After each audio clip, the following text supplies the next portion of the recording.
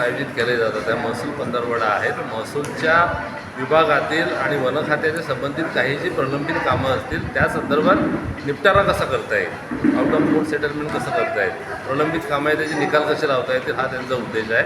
कालच आम्ही महसूल विभागातील प्रलंबित कामं जी आहेत जे शेतकऱ्यांचे वारस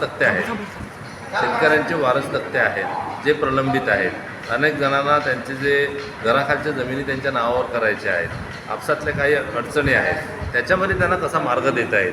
मग त्याच्यामध्ये नाचण साहेब आपले नायब तहसीलदार आहेत, ते 3-4 सजामधील तलाठी देखील तिकडे उपस्थित होते.